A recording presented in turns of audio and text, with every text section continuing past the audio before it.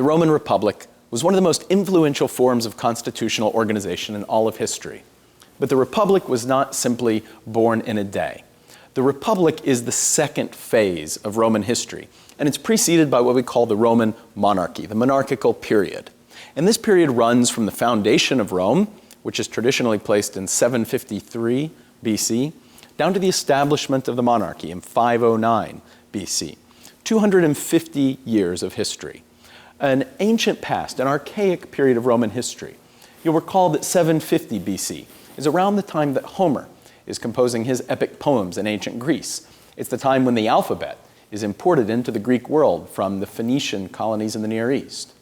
This is a period when Rome is nothing more than a tiny village. How can we know that Rome is founded in 753 BC?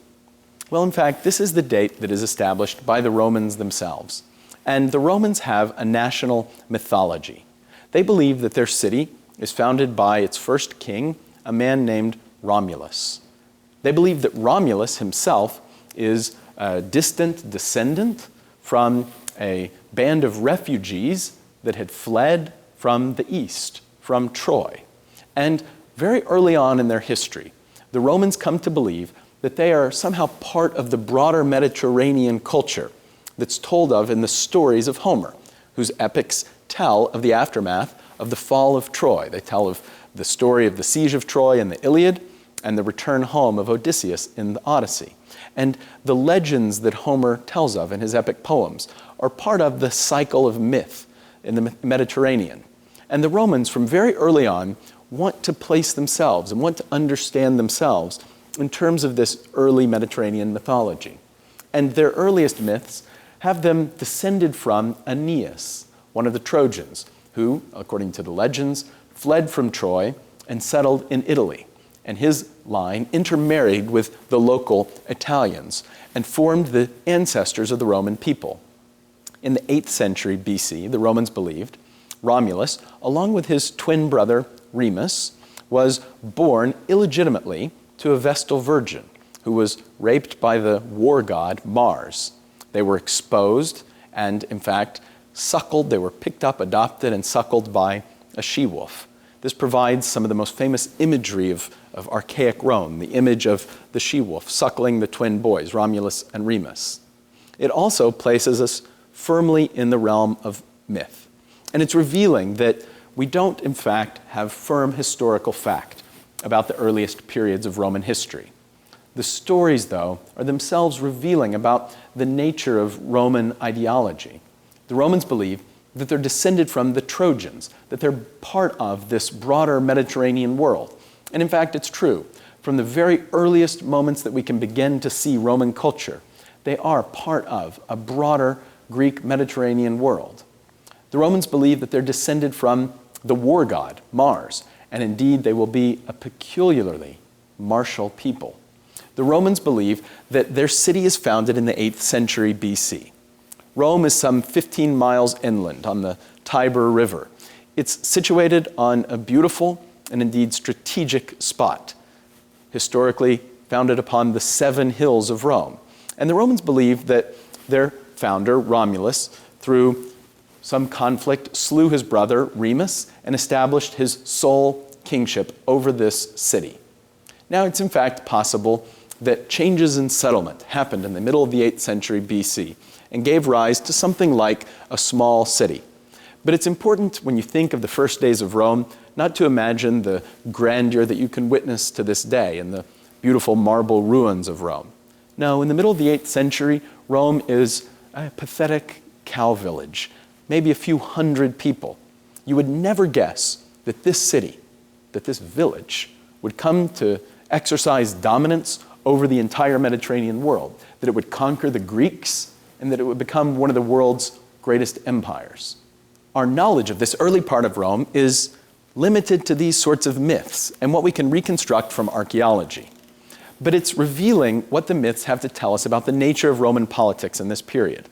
The Romans believed that they had 7 kings, beginning with Romulus.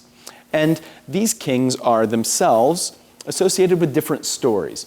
And the stories themselves are largely mythical, but they provide origin stories for different Roman institutions, like the Senate, which dates back, according to Roman beliefs, to the very days of Romulus, to the very most ancient days of the city itself. They provide origins myth for different religious practices of the Romans. One of the most interesting aspects of the Roman mythology of the kings is that the later kings, especially the last 4 kings in Roman mythology, carry Etruscan names.